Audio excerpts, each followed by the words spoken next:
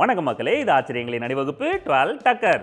பல ஆச்சரியங்களை கொண்ட ஒரு நாடு அப்படின்னா நியூசிலாந்து. அதை பற்றின 12 டக்கரான தகவல்கள் உங்களுக்காக. பசிபிக் ஓஷனோட தென்மேற்கு பகுதியில் அமைஞ்சிருக்கு நியூசிலாந்து. இந்த நியூசிலாந்துக்கு பின்னாடி மிகப்பெரிய ஹிஸ்டரி இருந்தாலுமே ரொம்ப ரீசெண்டாக தான் குடியேற்றம் இங்கே நடந்திருக்கு. அதனால தான் நியூ அப்படின்ற வார்த்தையை சேர்த்துருக்காங்களோ.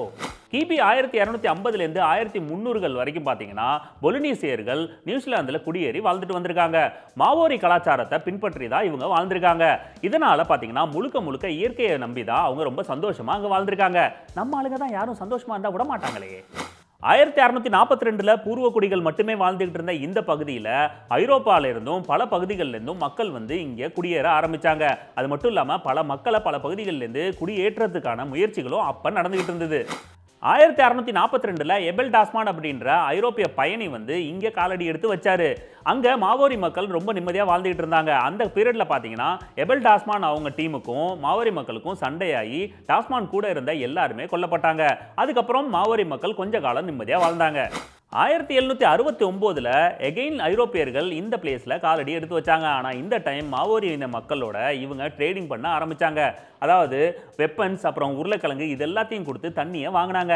இப்படி தான் நம்ம நாட்டுக்குள்ளேயும் நுழைஞ்சானுங்க. மெல்ல மெல்ல மாவோரி இன மக்களுக்கு புது புது நோய்களை பரப்புனாங்க. இதை எதிர்த்து கேட்ட மாவோரி இன மக்கள் கொல்லப்பட்டாங்க. அதுக்கப்புறம் பார்த்தீங்கன்னா ஐரோப்பிய நாடுகள்லேருந்து பல மக்கள் இங்கே குடியேற ஸ்டார்ட் பண்ணாங்க. தொடர்ச்சியாக நியூசிலாந்தில் பிரிட்டிஷர்ஸோட ஆதிக்கம் அதிகமாச்சு. முதல் அப்புறம் இரண்டாம் உலக போர் டயத்தில் நியூசிலாந்து பெரிய இழப்பை சந்திச்சுது. இது எல்லாத்துக்கும் ஆறுதல் அளிக்கிற மாதிரி 1947ல் பார்த்தீங்கன்னா நியூசிலாந்து மக்களோட ஆதரவு இல்லாமல் பிரிட்டிஷர்ஸால் எந்த முடிவும் எடுக்க முடியாது அப்படின்னு ஒரு சட்டத்தை கொண்டு வந்தாங்க. இதுக்கப்புறம் தான் பூர்வகுடி மக்கள் நிம்மதியாக வாழ்ந்தாங்க. மாவோரி இன மக்கள்கிட்ட அற்புதமான ஒரு பழக்கம் இருந்தது.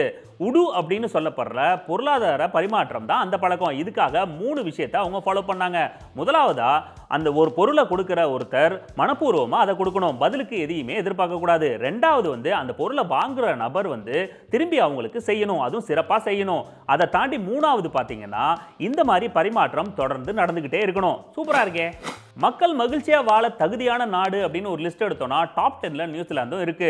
மக்கள் மட்டும் இல்லைங்க, விலங்குகளும் அங்கே மகிழ்ச்சியாக வாழுது.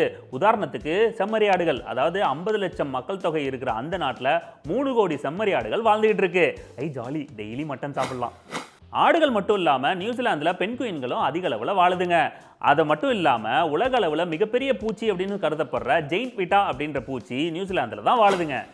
கிவி, இந்த வார்த்தை நியூசிலாந்து மக்களுக்கு வேத வாக்கு. ஏன்னா அந்த நாட்டு பணம், அப்புறம் அந்த நாட்டு பறவை, அப்புறம் அந்த நாட்டோட முக்கியமான படங்கள் அப்படின்னு எல்லாத்துக்கும் கிவின்னு தான் சொல்லுவாங்க. நியூசிலாந்து அப்படின்னு சொன்னோன்னே நமக்கு கிரிக்கெட் தான் ஞாபகம் வரும். அதே மாதிரி அந்த நாட்டு கவர்மெண்ட் பார்த்தீங்கன்னா விளையாட்டுக்கு முக்கியத்துவம் கொடுத்துட்டு இருக்காங்க.